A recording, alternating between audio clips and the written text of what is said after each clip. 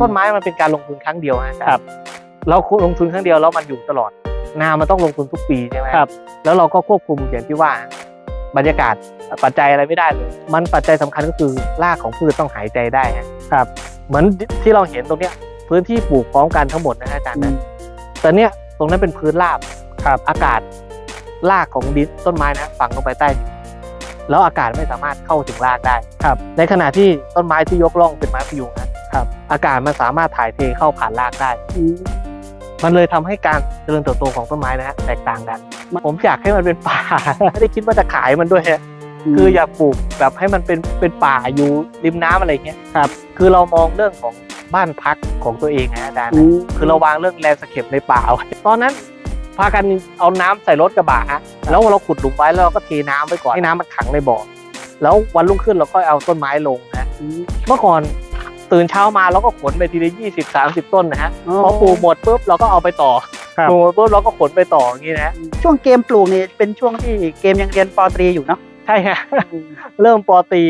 เรียนป.ตรีแล้วก็เริ่มปลูกมาเรื่อยๆสวัสดีครับวันนี้ช่วยดูฟาร์มรักอยู่ที่มีซับฟาร์มครับซึ่งอยู่กับเจ้าของสวนเดี๋ยวให้เจ้าของสวนแนะนำครับว่าชื่ออะไรแล้วก็สวนนี้อยู่ที่ไหนมีแนวคิดการสร้างป่าอย่างไรเดี๋ยวเราคุยกับเจ้าของสวนครับสวัสดีครับสวัสดีครับโอเคให้แนะนำตัวเองหน่อยครับผมชื่อพีระมีทรัพย์ครับเป็นเจ้าของมีทรัพย์ฟาร์มครับผมอยู่ที่ไหนนะฮะอยู่ที่ตำบลตั้งใจครับอำเภอเมืองจังหวัดสุรินทร์ครับเดี๋ยวให้เกมเนาะให้เกมแนะนำหน่อยว่าความเป็นไปเป็นมาของสวนที่นี่เนี่ยมันเป็นไปเป็นมาอย่างไรครับจริงๆที่นี่เดิมทีเป็นที่นาว่างเปล่าเลยนะฮะทีนี้ผมก็มองว่าถ้าเราจะทำอาชีพเกษตรนะครับเราต้องพยายามลดต้นทุนก็เลยเริ่มขุดสระแล้วก็ปลูกป่าเพื่อสร้างเรียกว่าความได้เปรียบของพื้นที่ในการสร้างผลผลิตด้านเกษตรกรรมอย่างนี้นะอาจารย์นะก็เลยว่าเราจะได้มาดูว่าเราทำอะไรบ้างที่นี่พื้นที่ทั้งหมดเท่าไหร่นะเกมที่นี่60 ไร่ครับอาจารย์60 ไร่เนาะครับ60 ไร่นี่เริ่มแรกเนี่ยเห็นว่าพื้นที่ทั้งหมดเนี่ยเป็นพื้นที่นาโล่งใช่ครับแล้วก็มีแนวคิดอย่างไรฮะถึงได้มีการขุดสระแล้วก็มีการปลูกต้นไม้มองการขุดสระเริ่มจากเหมือนถ้าเราทำอาชีพเกษตรใช่ไหมครับอาจารย์ครับเราก็อยากให้ต้นทุนมันต่ำนะครับการทำเกษตรถ้าสมมุติเราต้องจ่ายค่าน้ำค่าไฟต้นทุนการผลิตมันสูงแต่การลงทุนกับสระน้ำเนี่ยมันเป็นการลงทุนครั้งเดียวแล้วค่าใช้จ่ายเราก็จะหายไปครึ่งหนึ่งเลยจากรายเดือนก็เหลือแค่ค่าไฟอะไรเงี้ยถ้าเราเอาโซลาร์เซลล์เข้ามาปุ๊บเราสามารถผลิตผักราคาถูกได้ใช่ไหมฮะต้นทุนเราก็จะต่ำด้วยแล้วก็เราสามารถแบบชุมชนสามารถซื้อผักราคาถูกได้ไม่เหมือนตลาดเลยก็คือพยายามที่จะใช้ทรัพยากรโดยการพึ่งพาตนเองเนาะใช่ครับแล้วที่สำคัญก็คือหลังจากที่ขุดสระแล้วนี่แล้วสระเนี่ยมีประมาณกี่บ่อนะฮะเดิมทีมี21 บ่อครับ21 บ่อแล้วครับแต่ตอนนี้ยุบรวมเพราะเมื่อก่อนมีการเลี้ยงปลาทำด้านประมงเลี้ยงปลานิลปลาดุกปลาตลาดทั่วไปแต่ทุกวันนี้เราก็เลยขุดเพื่อเก็บกักเก็บน้ำแล้วก็เอามาใช้ในกับระบบเทคโนโลยีด้านเกษตรกรรมมากกว่าคือคนส่วนมากเนี่ยจะมองว่ามีพื้นที่โดยเฉพาะพื้นที่ทำนาเนี่ยอย่างที่นี่เนี่ยมีประมาณ60 ไร่เนาะแล้วก็มาขุดบ่อโดยเฉพาะมีทั้ง21 บ่อเนี่ยหลายคนก็จะมองว่าสูญเสียพื้นที่เกมมองอย่างไรครับผมมองว่ามันคุ้มค่าครับอาจารย์เราพึ่งพาตัวเองได้แล้วชีวิตเกษตรกรรมเราต้องอาศัยตัวเองให้มากที่สุดต้นทุนชีวิตต่ำที่สุดอย่างนี้เพราะว่าพื้นที่ดั้งเดิมตรงนี้ตะกี้คุยกับแม่แล้วนะว่าแม่บอกว่าพื้นที่ตรงนี้เนี่ยถ้าเป็นหน้าฝนน้ำก็จะท่วมใช่ครับพื้นที่ถ้าเป็นช่วงหน้าแล้งก็ไม่มีน้ำไม่มีน้ำเพราะฉะนั้นก็เลยอาศัยว่าให้เขาเอาดินไปแล้วเราก็ได้น้ำน้ำสำคัญกว่าครับไปเดี๋ยวให้เกมพาเดินดูเพราะว่าเกมเนี่ยก็จะเป็นคนที่เริ่มช่วยแม่ปลูกต้นไม้มีแนวคิดของการปลูกต้นไม้ยังไงเพราะว่าเมื่อ8 ปีที่แล้วบอกว่าพื้นที่ตรงนี้เป็นพื้นที่โล่ง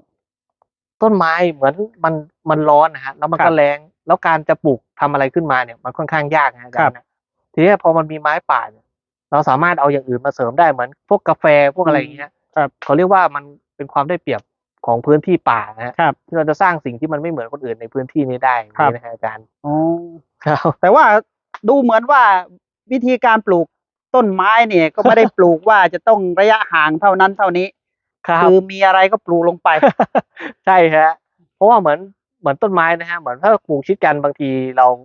ก็เอาเน้นการปลูกเหมือนเมื่อก่อนเขามีการปลูกตัดมาตรฐานไม้ฮะอาจารย์นะก็คือถ้าไม้หายไปต้นหนึ่งต้องมาแทนที่กันอะไรอย่างเงี้ยการปลูกแบบนี้บางทีต้นไม้อาจจะโตช้าแต่ว่ามันมีพื้นที่ทดแทนกันตลอดเวลาอย่างนี้นะครับมันจะมีเกี่ยวกับอะไรนะฮะมาตรฐานไม้ส่งออกนะอาจารย์ครับครับ แต่ว่าดูพื้นที่ของการปลูกต้นไม้ที่นี่เนี่ยก็คือ ถ้าพูดไปคือไม่ได้เป็นระเบียบ ไม่ฮะ เพราะอะไรฮะถึงไม่ได้จำเป็นต้องมีระเบียบอะไรมากมายอยากปลูกตัวไหนก็ปลูกเพราะอะไรฮะจริงๆต้นไม้มันขึ้นด้วยกันมันแทงกันได้นะอาจารย์นะแล้วต้นไม้ที่มันอยู่ชิดกันเนี่ยบางทีมันก็ต้องอาศัยกันอยู่เหมือนกาแฟเหมือนโกโก้อย่างเงี้ยครับถ้ามันไปอยู่คนเดียวมันอาจจะ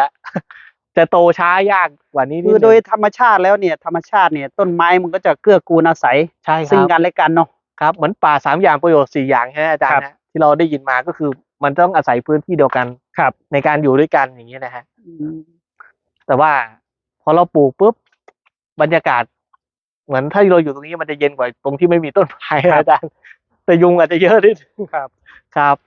แต่พวกไม้พวกนี้ก็อยู่ประมาณ4-5 ปีที่ปลูกขึ้นมากว่าหลังจากที่เราขุดสระแล้วครับแสดงว่าปลูกเรื่อยๆปลูกกับแม่เรื่อยๆใช่ไหมฮะครับมีปลูกแซมเรื่อยๆเหมือนบางทีเราแบบได้ยางนามาได้โกโก้ได้กาแฟโรบัสต้ามาอย่างเงี้ยเราพอพื้นที่ตรงนี้มันเริ่มร่มเย็นแล้วเราก็เอามาลงค่อยๆแซมไปเรื่อยๆให้มันเป็นผลผลิตจากป่าอย่างเงี้ยมันมีความได้เปรียบจากพื้นที่6 ไร่เนี่ยทำนาเนาะกับปัจจุบันเนี่ยถ้าพูดถึงเรื่องรายได้มันมีความแตกต่างกันไหมเกมโอ้เยอะฮะอาจารย์พอเราเริ่มจากแหล่งน้ำนะฮะพอเรามีน้ำเป็นของตัวเองเราสามารถผลิตสินค้าอื่นๆได้เช่นจริงๆเลี้ยงปลาใช่ฮะเลี้ยงปลาได้จริงๆผมก็เอาเรื่องเทคโนโลยีเกษตรมาใช้ด้วยในการผลิตผักผลไม้ด้วยอย่างนี้นะฮะคือยิ่งถ้าเรามีองค์ความรู้ด้วยเนาะครับเราสามารถที่จะต่อยอดได้เยอะมากใช่ครับแต่ถ้าสมมุติว่าเราไม่มีองค์ความรู้เลยและที่สำคัญก็คือไม่มีน้ำเลยจะยิ่งแล้วใหญ่เลยทำเกษตรอย่างไรก็ไม่ประสบผลสำเร็จใช่ครับเพราะเราควบคุมธรรมชาติไม่ได้ครับเราควบคุมธรรมชาติไม่ได้เราควบคุมปัจจัยที่เราแบบอยู่ใต้มันไม่ได้ครับถ้าเราจะแบบสร้างผลผลิตสร้างอะไรขึ้นมาเราต้องเรียนรู้ธรรมชาติแล้วเราก็ปรับใช้กับตัวเองนะฮะอาจารย์นะครับเราจะถึงจะอยู่รอดได้ในอนาคตอีกแต่ว่าพื้นที่อย่างเงี้ยมันสร้างความได้เปรียบมันสร้างเขาเรียกว่าแหล่งทรัพยากรที่มันรักษาน้ำรักษาอะไรไว้ได้ครับถ้าสมมุติมันไม่มีต้นไม้เลยน้ำอาจจะระเหยเร็วขึ้นการกักเก็บน้ำอาจจะอยู่ได้ไม่ครบปีอะไรอย่างนี้อาจารย์นะแต่ว่าที่นี่ก็คือกักเก็บน้ำใช้ได้ตลอดปีใช่ครับอยู่ได้ตลอดปีคือไม่แล้งใช่ไหมฮะไม่แล้งฮะที่นี่ไม่แล้งมีน้ำใช้ตลอดปีจนถึงปีชนปีอย่างเงี้ยถูกเติมตลอดเวลาระบบน้ำเราก็จะเป็นวางพวกท่อน้ำล้นนะครับไว้เพื่อสะดวกระหว่างทำนา60 ไร่กับปัจจุบันเนี่ยรายได้เนี่ยถ้าพูดถึงเรื่องรายได้เนี่ยเพราะหลายคนก็จะถามว่าปลูกป่าแล้วจะมีรายได้ยังไงเพราะคนส่วนมากเนี่ยจะเน้นทำนาอย่างเดียวเนาะครับอันไหนดีกว่าเกมครับจริงผมว่าปลูกป่านี่มันก็ดีนะฮะเพราะว่าเหมือนอย่างกาแฟเหมือนกล้วยเหมือนผลไม้พวกอะไรเงี้ยที่เราปลูกแซมกับต้นไม้นะครับปักเซลอะไรพวกเนี้ยการเก็บขายราคากิโลต่อกิโลมันแพงกว่าคือมันเก็บแล้วก็มันขายผลผลิตได้ตลอดปีครับเพราะว่าทำนาเนี่ยมันเหมือนกับว่าปีหนึ่งเราทำครั้งเดียวเนาะใช่ครับต้นไม้มันเป็นการลงทุนครั้งเดียวอาจารย์เราลงทุนครั้งเดียวแล้วมันอยู่ตลอดนามันต้องลงทุนทุกปีใช่ไหมครับแล้วเราก็ควบคุมอย่างที่ว่าบรรยากาศปัจจัยอะไรไม่ได้เลยแล้วแต่ต้นไม้เนี่ยมันกลายเป็นว่ามันจะช่วยแบบให้ผลสม่ำเสมอมันเราฝากดอกเบี้ยธนาคารนะอาจารย์แสดงว่าถ้าเราอยากจะมีรายได้คือเข้าป่าเข้ามาเก็บผลผลิตอย่างเดียวครับหลังๆอย่างเงี้ยฮะพอเราปลูกไป3-4 ปีเราก็จะได้เห็ดเหมือนพวกเห็ดน้ำหมากเห็ดอะไรอย่างงี้นะอาจารย์แล้วเราก็สามารถมันขายเป็นรายได้ได้เห็ดเยอะไหมเกมที่นี่เยอะไหมฮะที่นี่ก็เยอะอยู่นะฮะถ้าสมมุติแบบฝนตกอบสักนิดหนึ่งเนี่ยพวกเห็ดน้ำหมากพวกเห็ดโคนก็ขึ้นเยอะฮะพวกนี้มันจะอาศัยพวกต้นยางในการเกิดนะฮะอาจารย์ไม้ยางทำให้เห็ดเกิดพวกเห็ดหมากคือถ้าดูจากพื้นที่นะฮะเราเข้ามาที่นี่เนี่ยต้นไม้เยอะมากคือถ้าพูดไปนี่หลายหมื่นต้นเพราะว่าพื้นที่นี่คือ60 กว่าไร่เนาะทำนาก็ยังมีทำเหมือนเดิมครับก็แบ่งพื้นที่ทำแต่ว่าต้นไม้นี่เยอะมากเลยเนาะนี่ครับนี่ต้นไม้คือหลากหลายชนิดมากครับเพราะว่าทำนาอย่างเดียวมันลงทุนแล้วมันแบบบางทีมันก็ไม่ได้กำไรอะไรนะอาจารย์ แต่ถ้าแบบต้นไม้อย่างเงี้ยเสริมเข้ามาบนคันนา ครับ มันสร้างบรรยากาศที่เราจะหารายได้อื่นๆจากมันได้อย่างนี้นะฮะผมก็เลยมองเหมือนที่บอกอาจารย์ว่าเรื่องการตั้งแคมป์การสร้างจุดดึงดูดให้คนแบบมองมุมอื่นนะฮะ ครับ ในเชิงท่องเที่ยวบ้างในเชิงการพักผ่อนบ้างในรูปแบบอื่นๆที่ใช้คือแสดงว่าเราสามารถที่จะต่อยอดไปได้อีกมากมายเนาะ ใช่ครับ คือเหมือนว่าเรามีป่าแล้ว คือเหนื่อยครั้งเดียวด้วยนะ เราทำครั้งเดียวแล้วก็เหมือนกับไม่ต้องทำอะไรอีกแล้ว ครับ รอเก็บผลผลิตอย่างเดียว ครับแล้วเราก็พอปลูกต้นไม้เยอะๆใช่ไหมฮะอาจารย์เราสามารถเลือกบริหารจัดการพื้นที่ได้ต้นไม้บางต้นอาจจะหายไปแต่ยังเหลืออยู่อะไรอย่างนี้นะครอบคลุมได้ครับเลือกพื้นที่แลนด์สเคปได้ครับเดี๋ยวให้เกมเล่าตรงนี้หน่อยอ๋อนี่ฮะเพราะว่าตรงนี้จะเป็น จะสังเกตดูว่าตรงนี้จะเป็นพื้นที่ที่มีการปลูกต้นพยุงเยอะมากครับแต่เห็นความแตกต่างน้องเกมเนาะว่า ตรงฝั่งทางเนี้ยที่เราปลูกเนี่ยรู้สึกไม่โต แต่ว่าบนถนนเนี่ยโตมากครับบนนี้เหมือนจริงๆเรื่องนี้ผมขออนุญาตพูดเรื่องไฮโดรได้ไหมอาจารย์ก็คือไฮโดรโปนิกเนี่ยเรามีการทดลองครั้งหนึ่งคือการขายผักคะน้าอาจารย์เนี่ยผักคะน้าผมเคยขายไฮโดรแล้วลองดับอากาศแต่ไม่ดับอากาศไฮโดรนี่คืออะไรนะเกมระบบปลูกพืชไร้ดินฮะปลูกด้วยน้ำครับทีนี้พอแปลงที่ดับอากาศกับไม่ดับใช่ไหมครับแปลงที่ดับอากาศนะฮะคะน้าสวยก็จริงแต่มันจะเคยตายแต่คะน้าที่มีอากาศนะฮะมันออกดอกติดผลได้ในระบบไฮโดรทีนี้ว่ามันปัจจัยสำคัญก็คือรากของพืชต้องหายใจได้ฮะ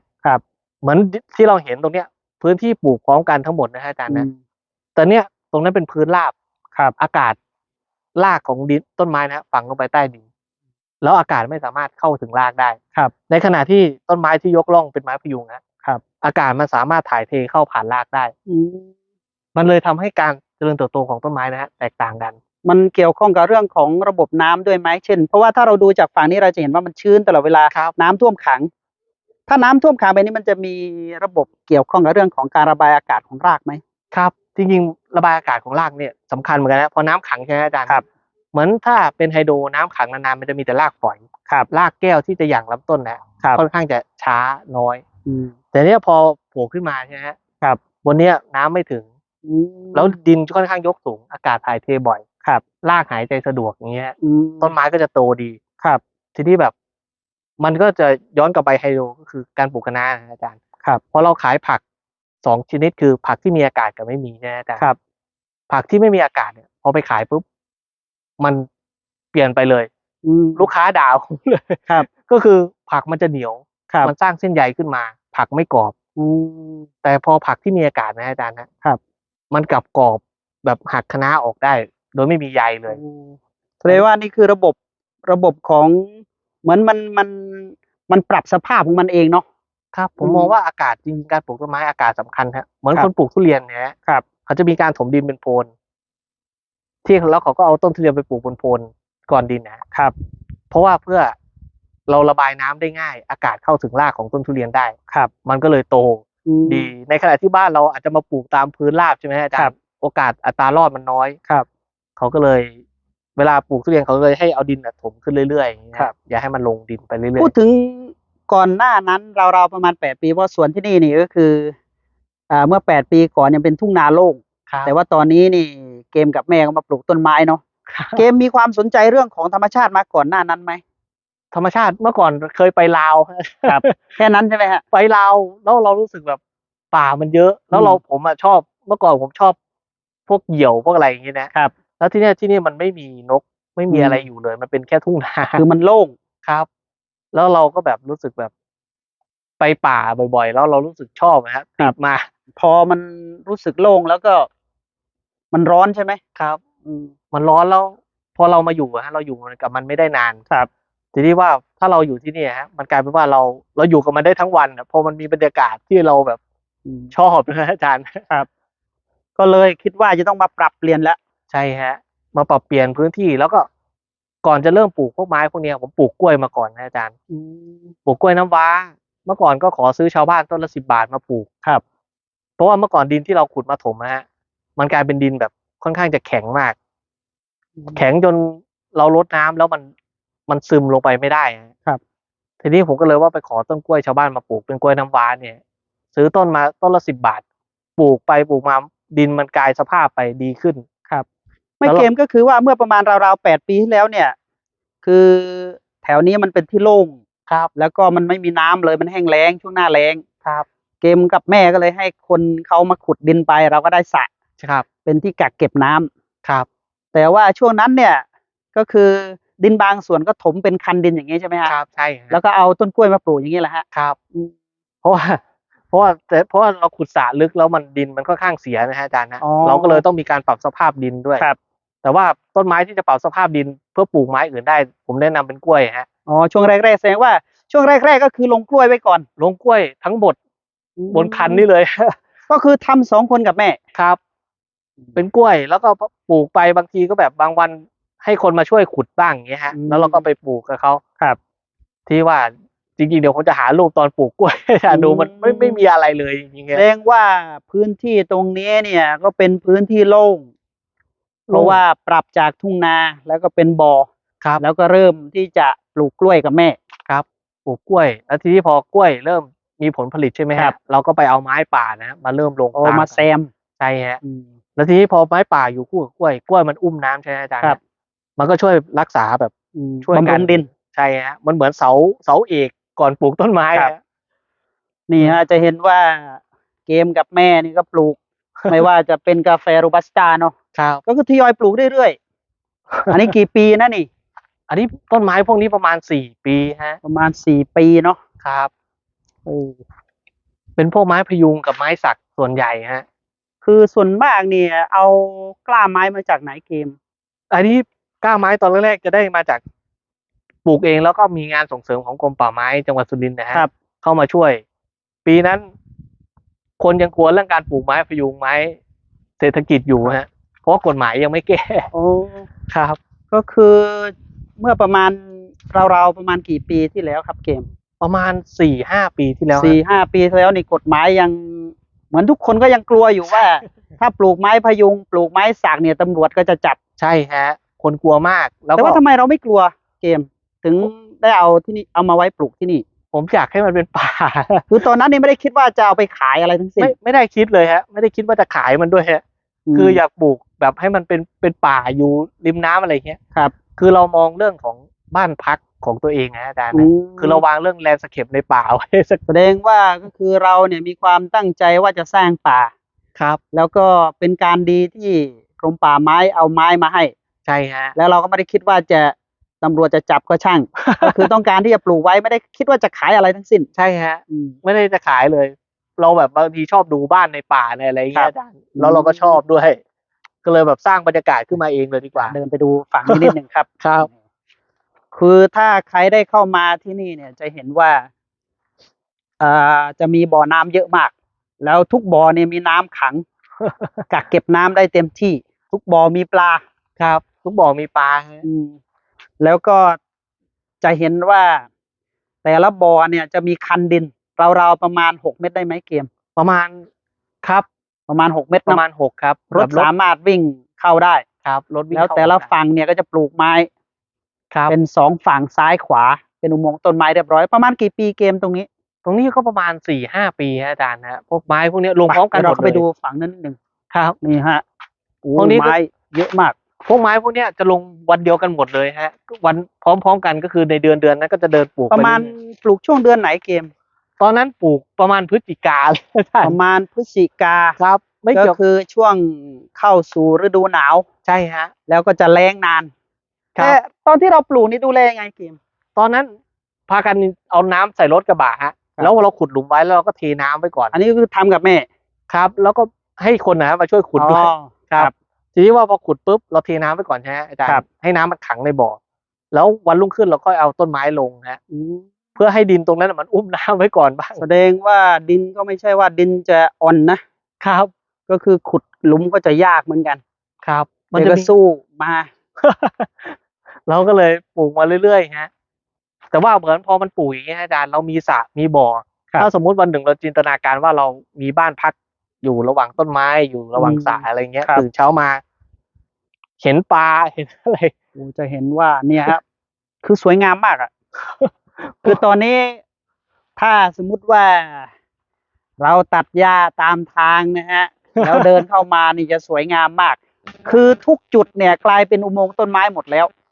ครับ เดี๋ยวว่ารอบหน้าเดี๋ยวจะเอาโดรนมาบินครับ เพราะว่าน่าจะอีกสักเดือน2 เดือนเราจะเห็นประมาณพื้นที่60 ไร่เนี่ย พื้นที่ก็จะมีการแบ่งพื้นที่ทำนาฮะฝั่งนู้นไกลๆก็จะเป็นนาเนาะ ครับ แต่ว่าบนคันนาก็จะมีการปลูกต้นไม้แบบนี้นี่ฮะ บน เป็น ข แบ นา บ ด นี้ จะเป็นอุโมงค์ต้นไม้ไว้ตลอดทาง ครับ เลยฮะ เนี่ยก็อาจจะเห็นว่ามีวัชพืชหรือหญ้าขึ้นตามทางถ้าตัดหญ้าจะสวยงามมาก แต่ตอนนี้ก็คือ เดินผ่านกันก่อน ก็คือเหมือนปล่อยให้เป็นธรรมชาติ ครับ เจริญเติบโต คือราวๆ8 ปีเนี่ย แต่ว่าต้นไม้ที่มันโตขึ้นนี่ก็คือราวๆ4-5 ปีใช่ไหม ครับ ประมาณ อืม 4-5 ปีอะ ครับ แต่เราก็จะเห็นว่าต้นไม้บนคันนานะมันค่อนข้างจะโตเร็วมาก โตไวเนาะ ครับ เหมือนพวกต้นสักต้นอะไรเงี้ยบางคนเขาก็พูดเรื่องการปลูกมันไม่โตฮะ ครับ แต่มันก็โตนะที่นี่ ครับมันโต แล้วก็ดูเหมือนว่าไม่มีระบบน้ำนะเกมเนาะ ไม่มีค ไม่ได้ รับ ทำระบบน้ำปลูกทิ้งอย่างเดียว แต่อาจารย์จะเห็นว่าผมมีต้นกล้วยแทรกอยู่ อืม ตลอดทางเงี้ย แสดงว่ามีกล้วยเป็นพี่เลี้ยง ครับ มีกล้วยเป็นพี่เลี้ยง ตอนที่ปลูกกล้วยช่วงแรกนี่ระยะความห่างเท่าไหร่ครับ ตอนนั้นประมาณ2 เมตร 2 เมตร 2 เมตรเลยฮ ระหว่าง2 เมตรก็ปลูกต้นไม้ไว้ ครับ แล้วทีนี้กล้วยมันสักพักหนึ่งมันก็จะตายนะอาจารย์เพราะมันอุ้มน้ำมากเกิน ทีนี้ว่ากลายเป็นต้นไม้นะมันจะได้น้ำ ครับ แถวๆนั้นไป โอ้นี่ฮะ ก็ดูพยุง คือส่วนมากที่นี่พยุงเยอะ มาก รวมไม้สักด้วยเนาะ ครับ พยุงกับไม้สักค่อนข้างเยอะฮะ เป็น เห ไม้ นื่อยน้อยลงไหมครับ เหนื่อยน้อยลงไหมเมื่อเปรียบเทียบ8 ปีก่อนที่ทำนากับแม่ โอ้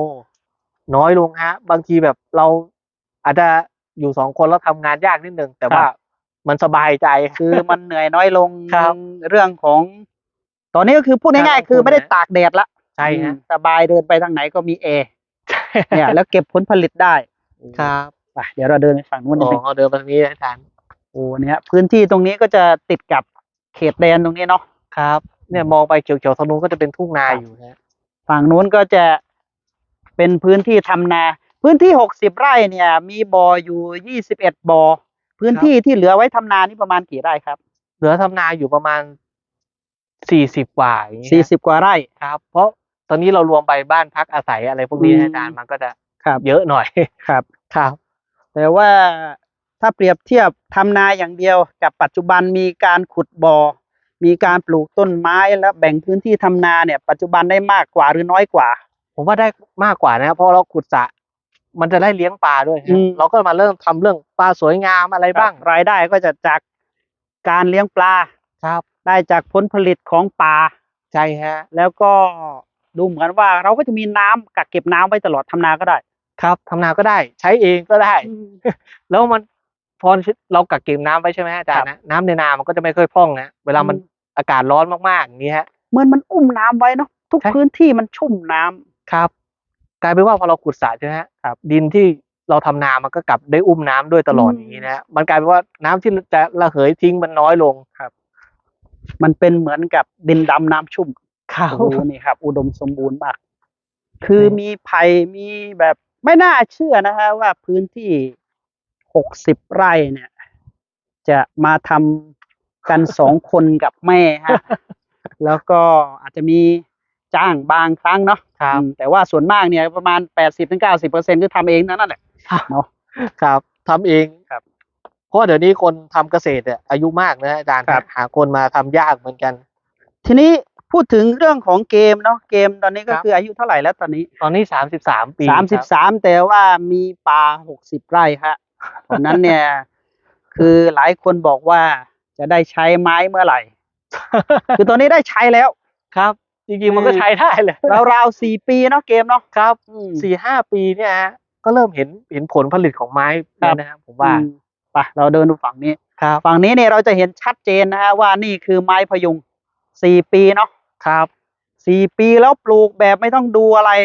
ไม่ต้องจัดการอะไรมันทั้งสิ้น ไม่ต้องไปยุ่งอะไรกับมันนะ นี่ครับดูลวดลายของไม้ ถ้าจะทำเป็นไม้ล้อมนี่มันคือเงินทั้งนั้น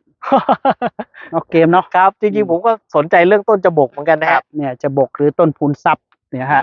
คือที่นี่เนี่ย ต้องบอกไว้เลยว่าไม้ป่านี่เกือบทุกชนิดมีที่นี่ คือช่วงแรกๆเนี่ยราวๆ8 ปีแล้วเนี่ยก็อาจจะเหนื่อยหน่อยปลูก ครับ แต่ว่าทุกวันนี้นี่ธรรมชาติต้นไม้ พวกนกต่างๆก็ช่วยเนาะอืม ผมชอบดูพวกนั้นนะฮะ เห็นมันมีนกมาอยู่มีอะไรบางทีเราก็ดีใจ ครับคือตอนนี้กลายเป็นบ้านเล็กในป่าใหญ่เรียบร้อย เราอาจจะชอบอยู่แบบเห็นอย่างนี้ฮะอาจารย์ อืม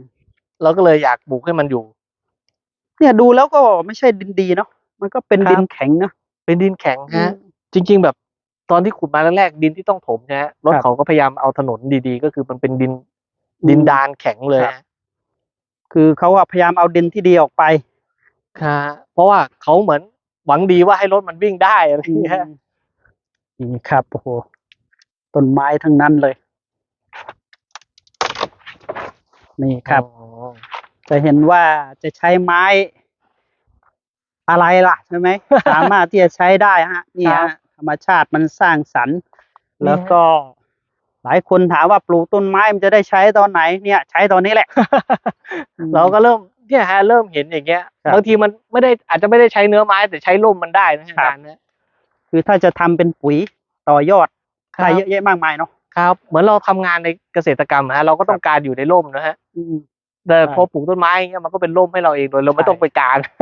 นี่ครับ อันนี้จะเห็นว่าบ่อน้ำเยอะมากกักเก็บน้ำถ้าสมมุติว่าเราจินตนาการว่า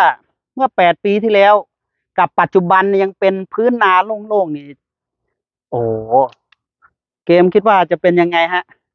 เกมจะเข้ามาสวนไหม คงไม่เข้าเนาะ ครับ มันไม่มีอะไรจะทำนะฮะอาจารย์นะ เข้ามาคงร้อนนะครับ แล้วมันก็เหมือนแบบมันไม่สามารถสร้างรายได้อะไรได้ อืม นอกจากทำปีละครั้งนะฮะอาจารย์นะ แต่ว่าตอนนี้นี่คือต่อยอดได้เยอะ ครับ ในส่วนของเกมหลักๆ ที่มาต่อยอดให้เห็นภาพชัดเจนก็คือเรื่องของการเลี้ยงปลา ครับ อืม พวกปลาพวก ใช้เรื่องที่เราเรียนมาจากมหาลัยพวก ครับ เทคโนโลยีนะฮะอาจารย์นะ ก็คือเอาความรู้ของสมัยใหม่ที่เราเรียนมา ครับ ก็มาต่อยอดกับสวนที่เรามีอยู่ ครับ ซึ่งสามารถต่อยอดได้เยอะแยะมากมาย เราก็ใช้ทรัพยากรที่เราทำครั้งเดียวฮะ ครับ มาทำพวกนี้ได้เลย เหมือนตัวนี้คือเหนื่อยครั้งเดียวเนาะ ครับ เหนื่อยกับแม่ครั้งเดียวฮะ แต่ว่านี่คือผลผลิตที่มันเกิดขึ้น ลงทุนครั้งเดียว ล ฮะ งทุนครั้งเดียว แล้วที่สำคัญก็คือ ไม่ใช่ว่าจะไปซื้อกล้าไม้มาเนาะก็เดี๋ยวนี้มีหน่วยงานแจก ใช่ฮะ ก็ไปรับมาปลูก เดี๋ยวนี้หน่วยงานเริ่มมาส่งเสริม ครับ พวกนี้มากขึ้น คนก็ตื่นตัวนะฮะ เพราะว่าเหมือนเขาก็น่าจะตระหนักหลาย ๆ อย่างขึ้นนะฮะอาจารย์ ครั นะ บ คนเลยปลูกไม้เยอะขึ้น โอ้นี่ฮะ สวยงามมาก อันนี้พวกไม้พยุงเนี่ยพอเราปลูกครั้งเดียวมันก็เป็นร่มให้เราตลอด เนี่ยโอ้สวยงามมาก คือไม่ต้องทำอะไรเนาะตัดกิ่งก็ไม่ต้องตัดเลย ก็ปล่อยตามธรรมชาติเนี่ย ค ฮะ รับ นี่ แต่ว่าที่สำคัญเนี่ยนะลองเกมนำเสนอตรงนี้หน่อย เนี่ย มีไม้ผลอยู่ด้วย อ๋อนี่มะม่วงนะฮะครับพวกมะม่วงนี่พอมันอยู่ใต้จริงๆมันมีกาแฟด้วยนะฮะอาจารย์ อืม พวกกาแฟอยู่ตรงโน้นเนี่ยพอเราปลูกด้วยกันใช่ไหมฮะผมว่ามันก็อาศัยร่มเงากันนะฮะ การรดน้ำอะไรมันก็จะน้อยลง ครับ อาจจะแบบคนอาจจะมองเรื่องการเบียดเสียดกันแต่ผมมองว่าแบบเราไม่ได้ซีเรียสขนาดนั้นนะฮะ อืม เรา คือ แค่มง ต้นไหนที่มันรอดต้นไหนที่ให้ผลผลิตเราก็เอาไป ใช่ฮะ ต้นไหนที่มันตายก็ไม่เป็นไร ครับ เพราะว่ามันก็ยังมีเพื่อนมันอยู่ เพราะว่า เนี่ย ธรรมชาติเนี่ยเพราะว่าหลายคนเนี่ย ถ้าใครได้ไปศึกษาเรื่องของไม้ผลต่างๆ เนี่ย ครับ ก็ส่วนมากก็ไม้หลายชนิดมันดั้งเดิมของมันอยู่ในป่าอยู่แล้ว ใช่ฮะ อืม มัน แต่ว่าในปัจจุบันเราพยายามจะแยกมันให้มันอยู่เป็นพืชเชิงเดียวเนาะ เราเอาหลักการในการแบบเอาแสงเอาอะไรอย่างเงี้ย ครับ แต่ว่าพอมันอยู่อย่างเงี้ยฮะอาจารย์มันก็ไม่ยืดนะ มันก็อยู่ของมันได้อยู่ แล้วผลผลิตมันก็มีให้เราทุกปี แต่ ฮะ มันสวยงามมากเนาะผมว่ามันสวยงามดูมันเป็นธรรมชาติอ่ะ ครับ ซึ่งมันก็พยายามที่จะต่อสู้ที่จะเจริญเติบโตอะ ครับ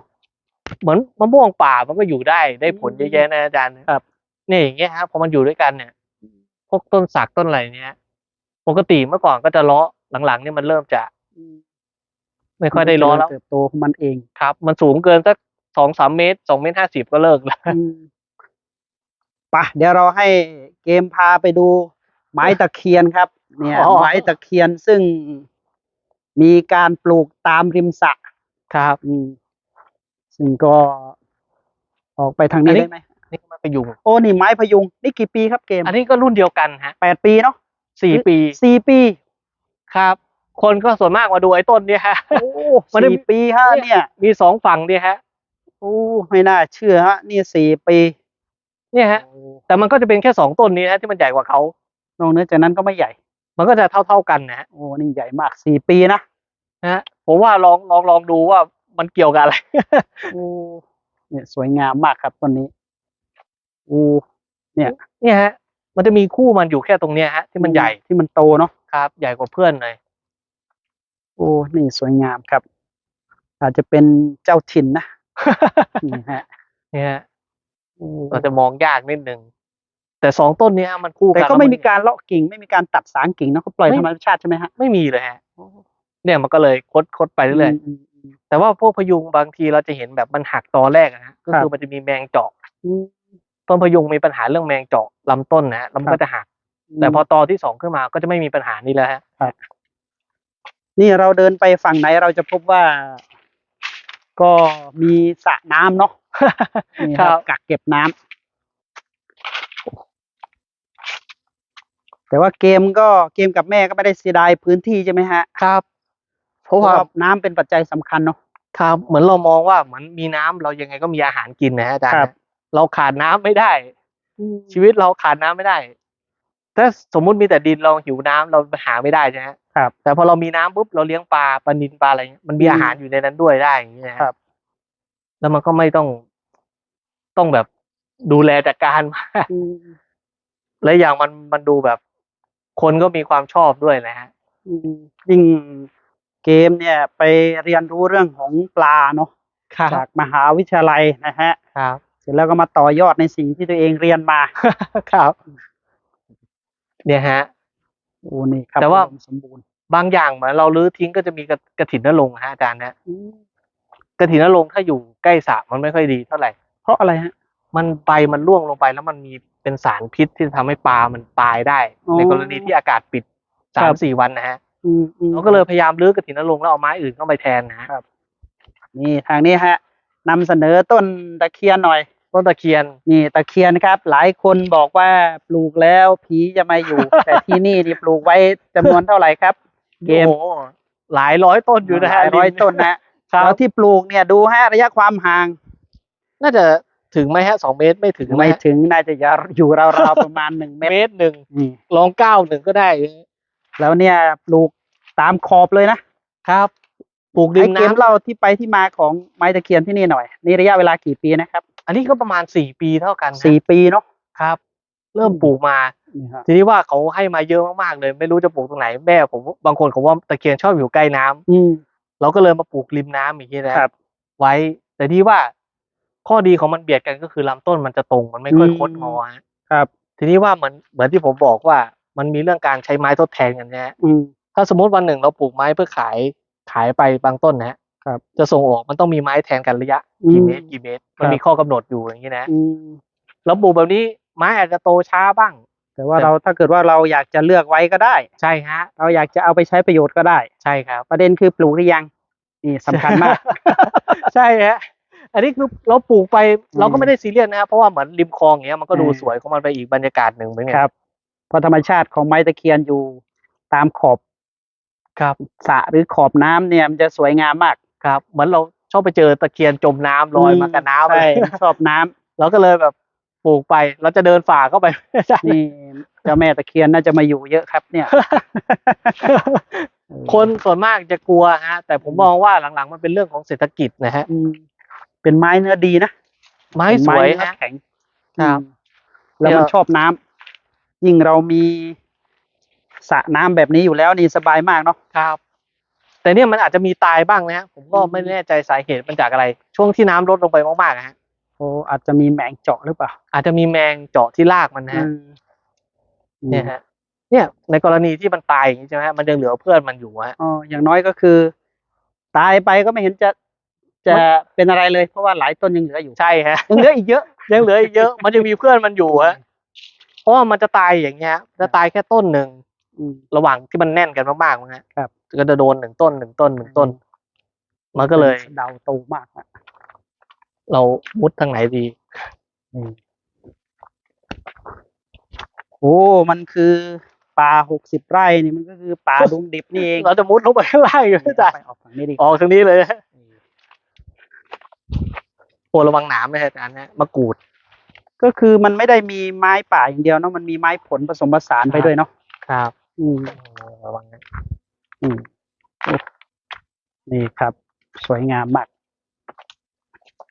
อันนี้ต้นนี้สึกใหญ่มาก หรือต้นทอนฮะ นี่ฮะ ประมาณกี่ปีเกม ไอ้ต้นนี้ผมว่ามันเกิดมาหลังเพื่อนอีกนะฮะ โอ้ เพราะตอนนั้นคนทักอยู่ว่าแบบกลัวมันจะใหญ่มันขึ้นมาแค่นี้เองฮะ อืม เมื่อ แสดงว่าเมื่อ 2-3 8 ปีที่แล้วยังไม่โตเท่านี้ใช่ไหม ยังฮะอาจารย์ไอ้นี่มันโตเร็ว โอ้ มาก โตมากเนี่ย ผมก็จำไม่ได้แบบเห็นครั้งสุดท้ายคนทักแค่ว่าแบบไอ้ต้นนี้เดี๋ยวมันใหญ่นะลอง ครั มา บ ล้มใส่บ้าน เพราะว่าที่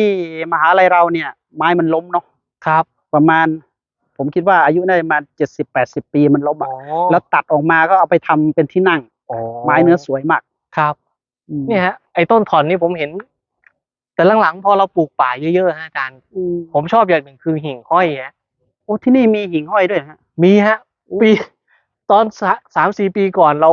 คิดเรื่องอัมพวานะฮะ ทีนี้ว่าหลังๆเนี่ยมันเริ่มจากเห็น1ตัวเริ่มเป็น2เป็น5เป็น10เป็น20 แสดงว่ามันมีความอุดมสมบูรณ์เนาะ ครับ พอมันมีความอุดมสมบูรณ์ทรัพยากรต่างๆ มันก็เกื้อกูลอนุเคราะห์ซึ่งกันและกันเนาะ ครับเหมือนเราปลูกไม้อย่างนี้ใช่ไหมอาจารย์ ครับ เหมือนเราไปศึกษาเรื่องพฤติกรรมหิ่งห้อยฮะ มันจะชอบออกไข่ใต้ซอกใบไม้ที่ทับถมกันเราอยู่ริมน้ำชื้นๆนะฮะผมก็เลยมองว่ามันอาจจะเกิดจากป่าตรงนี้แหละที่ทำให้หิ่งห้อยมันกลับมา นี่ครับ เพราะว่าป่าตรงนี้จะพบว่านี่คือไม้ตะเคียน ครับ นะครับนี่ปลูกไม้ตะเคียนไว้เยอะเลยเดี๋ยวเรามาดูอุโมงค์ต้นไม้ตรงนี้นิดหนึ่งนี่ครับระยะเวลา4 ปีเนาะ ครับพวกต้นสักต้นนี้ก็ปลูกพร้อมๆกันแต่ทางนู้นทั้งหมดเลยนะฮะ เกมกับแม่ใช้เวลาช่วงไหนมาปลูกเพราะว่าพื้นที่ใหญ่มาก แล้วก็ปลูกต้นไม้เยอะมาก เมื่อก่อนตื่นเช้ามาเราก็ขนไปทีละ20-30 ต้นนะฮะ อ๋อ พอปลูกหมดปุ๊บเราก็เอาไปต่อ ครับ ปลูกหมดปุ๊บเราก็ขนไปต่ออย่างนี้นะฮะพอเหมือนสักเที่ยงบ่ายเราก็เริ่มหยุดแล้วเพราะมันร้อนมากๆอะไรอย่างเงี้ย แสดงว่าก็ทำช่วงที่อากาศเย็นเนาะช่วงเช้ากับช่วงเย็น ช่วงเช้าเย็นๆ แปลว่าช่วงเกมปลูกนี่เป็นช่วงที่เกมยังเรียนปตรีอยู่เนาะ ใช่ฮะ เริ่มปตรีเรียนปตรีแล้วก็เริ่มปลูกมาเรื่อยๆฮะ ก็คือใครที่มีพื้นที่เนี่ย ผมคิดว่าโดยเฉพาะถ้าเรียนในช่วงมัธยมเนี่ย จะดีมาก แล้วพอจบปริญญาตรีคือต้นไม้ใช้ได้เลย ใช่ฮะ บางคนเป็นเหมือนเงินออมนะ เหมือนเงินออมฮะลงทุนครั้งเดียวจริงๆเหมือนพอเราสร้างพื้นที่ด้วยธรรมชาตินะอาจารย์นะครับ บางคนไปเรียนสถาปนิกก็อาจจะใช้พื้นที่เนี่ยทำโฮมสเตย์ที่พักอาจจะได้เปรียบก็ได้ฮะ ใช่ยิ่งถ้าใครที่เรียนออกแบบเนาะ ใช่ จะ ฮะ มีต้นไม้เป็นของตัวเองแบบเนี้ย มันวางแผนได้ฮะ แล้วมันทำให้นามันดูน่าดู นี่ครับ นาก็ยังเหลืออยู่ ใครบอกว่าปลูกต้นไม้แล้ว นายังหายไปก็ยังอยู่ปกตินะ มันก็ไม่มีปัญหา ใช่ บางคนมองว่าปลูกต้นไม้ครอบแล้วข้าวมันจะยืดจะอะไรอย่างเงี้ยฮะ แต่ว่าผลผลิตยังได้เหมือนเดิมใช่ไหมเกม ครับได้เหมือนเดิมฮะแล้วมันอยู่ที่ว่าการดูแลรักษามากกว่าอาจารย์ อะไรที่มันกลายเป็นปัญหาเกมที่คิดว่า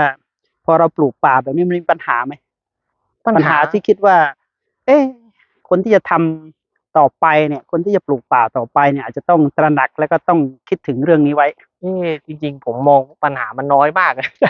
เพราะว่าเหมือนถ้าเรามีหญ้าวันนี้ใช่ไหมพอป่ามันทึบหญ้ามันก็หาย มันก็ไม่ได้เป็นปัญหาแล้ว ใช่ฮะถ้าเราแบบปลูกในนาใช่ไหมฮะเราเดินไปดูนาคันนาเรายังมีเวลานั่งพักอะไรเงี้ย ครับ ผมก็ไม่ได้มองว่าต้นไม้เป็นปัญหากับอะไรเล ผ ย มว่าอาจจะเป็นปัญหาที่สำคัญต่อไปก็คือ เราจะเอาเงินไปเก็บไว้ที่ไหน อันนี้เป็นเรื่องที่สำคัญมาก เพราะว่าหลังๆมันเริ่มมีคาร์บอนเครดิตเข้ามานะฮะ ใช่ คนเขาก็จะเริ่มมามองเรื่องของมุมมันนะฮะแต่ที่ผมก็สนใจเรื่องอบรมคาร์บอนเครดิตอยู่แต่ไม่มีเวลา ครับ คือตอนนี้มันต่อยอดได้ละ ครับ สามารถที่จะไปต่อยอดทำอะไรได้ต่างๆนี่ฮะจะเห็นว่านี่คือพื้นที่ที่ยังทำนาเนาะ ครับ แล้วฝั่งที่เรากำลังมองเห็นอยู่เนี่ยนะฮะทางด้านโน้นเนี่ย มันก็จะเป็นพื้นที่ของต้นไม้ พื้นที่ของการปลูกต้นไม้ ครับ เป็นบนคันนาเนาะ ครับเหมือนนาเป็นอย่างนี้เราก็จะปลูกต้นไม้ล้อมนาทั้งหมดเนี่ยฮะอาจารย์นี่ฮะ ตรงนี้จะเป็นอุโมงค์ชัดเจนมาก แต่ทุกที่นะฮะมันเป็นอุโมงค์ต้นไม้ทุกที่ แต่ว่าตรงนี้เนี่ยคือเหมือนต้นไม้มันพุ่งขึ้นสูง ครับ มันก็ทำให้หญ้าเนี่ยก็คือเหมือนมันจมหายไปเนาะ ครับ มันหายไปเลยฮะ คุณบอกว่าปลูกต้นไม้แล้วจะใช้ประโยชน์ตอนไหนเนี่ย ผมว่า เนี่ยฮะมันก็ใช้ได้แล้ว เนาะ ครับอย่างน้อย แต่ผมว่าคิดว่าสิ่งที่สำคัญที่สุดที่สิ่งที่สำคัญที่สุดก็คือว่าองค์ความรู้ว่าจะต่อยอดยังไง อันนี้คือสำคัญมาก ครับ เหมือนตอนนี้มันมีเรื่องของคาร์บอนเครดิตใช่ไหมฮะ ครับ อาจจะต้องไปศึกษาว่าทำยังไง เรื่องการเผาถ่านต่อไป เราจะเลี้ยงผึ้งเลี้ยง คือทุกอย่างมันสามารถต่อยอดได้ ใช่ฮะ ปลูกสมุนไพรก็ยังได้เนาะ ครับให้แต่ว่าพื้นที่เรามันมีมันเรียกว่าสร้างความได้เปรียบด้านเกษตรกรรมนะครับเพราะว่าถ้าเราทำแต่นาอย่างเดียวเราก็จะเหมือนคนอื่นแต่ถ้าเราปลูกป่าขึ้นมาเนี่ยบางอย่างมันจะเหมือนคนอื่นไม่ได้แล้วมันจะแตกต่างทันทีอย่างนี้นะฮะเราก็จะหาเหมือนผักหวานมันชอบอยู่ในป่าเราก็ปลูกได้กาแฟมันต้องอาศัยป่ามันก็อยู่ได้อย่างนี้นะแต่ว่าถ้าสมมติว่าเราทำนาอย่างเดียวถ้าสมมติว่าน้ำมันท่วมนามันแล้งเราจะขายอะไรทีนี้ครับเพราะมันเป็นการลงทุนก้อนเดียวในขณะที่ต้นไม้มันลงทุนแล้วมันก็ต่อยอดไปเรื่อยๆนะอาจารย์นะแล้วเราปลูกต้นไม้ก็ไม่ได้ปลูกชนิดเดียวเนาะครับปลูกได้ทั้งไม้ผลเนี่ยไม้ผลก็ได้เนี่ยไม้ผลมันก็แซมกันอยู่กล้วยก็ยังได้เลยกล้วยก็ยังอยู่เนาะกล้วยยังอยู่ฮะเนี่ยเราจะสังเกตเห็นว่ามันมีต้นกล้วยเมื่อก่อนผมปลูกข่าด้วยฮะอาจารย์แต่หัวมันน่าจะยุบลงไปครับแล้วปลูกข่าแซมพวกนี้ฮะข่าเวลามันขยายปุ๊บมันเท่ากับมันพรวนดินให้ต้นไม้ด้วยเพราะว่าหัวมันดันดินอาจารย์แสดงว่าช่วงที่เริ่มปลูกก็คือมันก็มีรายได้มาเรื่อยๆครับขายข่าขายกล้วยครับข่านี่เราให้เขาเหมาเลยฮะเราไม่ต้องขุดทีหนึ่งก็ได้เยอะอยู่พวกข่าเหลืองนะฮะครับเราก็ลองอย่างเงี้ยโอ้วันนี้เดิน 60 ไร่นี่คงเดินไม่ทั่วถึงครับ เดี๋ยวรอบหน้าเราคงจะเอาโดรนมาบินแล้วก็จะได้เห็นภาพมุมสูงเนาะครับเนี่ยฮะข้าวยังสวยงามเป็นข้าวอินทรีย์ไหมเกมครับอันนี้ผมยังไม่ได้ฉีดยาฉีดอะไรเลยอาจารย์เพราะว่าการทำธรรมชาติใช่ฮะเพราะว่าบางทีลงทุนข้าวนะบางคนเขามองเรื่องข้าวสวยข้าวอะไรแต่พอลงทุนมากๆไปเขาไม่ได้มองเรื่องต้นทุนกำไรฮะเหมือนเขาประกวดข้าวกันไว้พูดแต่พอเราทำนาอย่างนี้นะเราลงทุนให้แต่พอดีอะไรเงี้ยมันก็จะได้กำไรสูงหน่อยเพราะเราเรียนเกษตรแต่อันนี้เราก็จะมาจุดเดิมที่เราเริ่มเดินมาฝั่งนี้ครับอันนี้จุดอุโมงค์เป็นอุโมงค์พยุงครับระยะเวลา4 ปีสวยงามมากครับเดี๋ยวให้เกมสรุปครับ โดยเฉพาะใครที่มีพื้นที่นะฮะแต่ถ้าใครที่ยังไม่มีพื้นที่ก็ต้องตั้งเป้าหมายชัดเจนว่าโอเคถ้าเราอยากได้ป่าเรายังไม่มีพื้นที่ก็อาจจะต้องตั้งเป้าหมายคนที่มีเป้าหมายชัดเจนเนี่ยผมคิดว่านั่นเป็นการเริ่มต้นที่ถูกต้องแล้วว่าเราจะเริ่มต้นยังไงเพราะเป้าหมายเป็นสิ่งที่สำคัญมากเนาะครับแต่ว่าในพื้นที่ของเกมเนี่ยถือว่าเกมมีพื้นที่อยู่แล้วก็มาต่อยอดแล้วก็เป็นการต่อยอดที่เหนื่อยครั้งเดียว ต่อไปก็มีหน้าที่เก็บผลผลิตเท่านั้นเองโดยเฉพาะเกมก็อายุยังน้อยด้วยเนาะ โอ้เหลืออีกสัก 4-5 ปีราวๆสัก40 ปีเนี่ยต้นไม้ก็เจริญเติบโตครับอยากให้เกมให้แนวคิดครับแล้วก็ฝากเป็นกำลังใจสำหรับหลายๆคนที่คิดอยากจะทำแบบนี้ฮะฝากเกมหน่อยครับผมอาจจะพูดไม่ค่อยเก่ง แต่ผมมองว่าเหมือนการลงทุนอะไรก็ตามนะเรานึกถึงทรัพยากรนึกถึงการพึ่งพาตัวเองให้มากที่สุดนะฮะเพราะว่าบางทีเราแบบไปรอคอยการใช้ร่วมกับคนอื่นค่อนข้างจะยากครับการสร้างทรัพยากรขึ้นมาเนี้ยก็คือการพึ่งพาตัวเองได้ดีที่สุดแล้วไม่ว่าจะน้ำจะป่าจะอะไรพวกนี้ลองดูฮะเพราะถ้าเรามีพื้นที่อยู่แล้วครับเราก็เพียงมาต่อยอดอาจจะคนส่วนมากถามผมว่าแบบมีที่2 ไร่อย่างเงี้ยจะทำไงบางทีขุดสระแค่งานหนึ่งนะเราสามารถสร้างพื้นที่อย่างเงี้ยได้ทั้งหมดเลยก็ได้แล้วพอสร้างครั้งเดียวเนี่ยมันก็ต่อยอดไปอีก10-20 ปีได้ไม่ว่าจะเป็นอาจจะมองเรื่องของโฮมสเตย์ที่พักที่มันได้เปรียบคนอื่นนะถ้าจะต่อยอดไปในอนาคตก็ทำได้แล้วมันก็จะดูได้เปรียบกว่าคนอื่นด้วยเรื่องภาพลักษณ์พื้นที่นะอาจารย์แต่ว่าสิ่งที่สำคัญที่สุดเนาะเหมือนเกมผ่านมาแล้วกับแม่เนี่ยได้พิสูจน์แล้วก็คือทุกวันนี้เหนื่อยแค่ครั้งเดียวครับแต่ปัจจุบันนี่ก็คือพึ่งพาได้แล้วพึ่งพามันได้ฮะพึ่งพามันได้แล้วเราก็อยู่กับมันได้มันมีแต่จะสร้างสิ่งดีๆให้กับเราตลอดเวลาครับจับหญ้ารกเดี๋ยวมันก็จะเลิกรกแล้วฮะครับคือมันต่อยอดได้เยอะเนาะใช่ฮะต่อยอดได้เยอะครับเราสามารถแบบผมมองเรื่องของต้นไม้ครับมันสร้างความดึงดูดผู้คนเข้ามาหาเราเองครับธรรมชาติมันดึงดูดคนเข้ามานะอาจารย์นะครับไม่ว่าจะรูปแบบของการมาซื้อของการมาทำเกษตรการมาพักอาศัยผมมองว่ามันดีกว่าตรงนี้นะฮะครับ เราจะได้ ให้ทุกคนพัฒนาต่อไปก็ อืม จะได้ช่วยๆกัน ก็ทำดูเป้าหมายกำหนดชัดเจน ใช่ ต้องทำวันนี้ แต่สิ่งที่สำคัญที่สุดคือต้องมีเป้าหมาย เป้าหมายในหัวก่อนแล้ว เราจะขุดสระเพื่ออะไร เราจะปลูกต้นไม้ยังไง ครับ รูปแบบที่มันเติบโตมาเนี่ย มันจะเป็นลักษณะไหน ครับ ครับ เราจะได้วางแผน แต่ว่าที่ทำมานี่ไม่ใช่ว่าทำมั่วๆเนาะอันนี้คือ ใช่ มี ฮะ จินตนาการมีภาพอยู่ในใจแล้ว ใช่ครับ จนปัจจุบันเนี่ยคือภาพที่มันชัดเจนเหมือนที่เราเคยตั้งเป็นภาพในหัวเราไว้ ครับ ปัจจุบันเป็นภาพที่เหมือนชัดเจนเพราะฉะนั้นเนี่ยผมคิดว่าการตั้งเป้าหมายและการวางแผนความตั้งใจนี่สิ่งสำคัญที่สุดเนาะเกม ครั เนาะ บ อ่ะวันนี้ขอบคุณมากครับเกมขอบคุณมากค ครั รั บบ ซึ่ง ขอบคุณครับ เราได้มาที่นี่เราคุยกับแม่ ตั้งแต่ช่วงบ่ายๆเนาะ ครับ เราคุยกับแม่ แล้วก็2 คนนี้เขาทำมากับมือฮะ แล้วก็ผมคิดว่าการสร้างหรือการปั้นพื้นที่ทั้งหมดเนี่ยทำมาด้วยใจแล้วปัจจุบันเนี่ยมันเห็นผลชัดเจน โอเค วันนี้ ครับ ขอบคุณเกมมาก ขอบ ค คุณ รับ ครับ สวัสดี ขอบ ค คุณ รั ครับ บ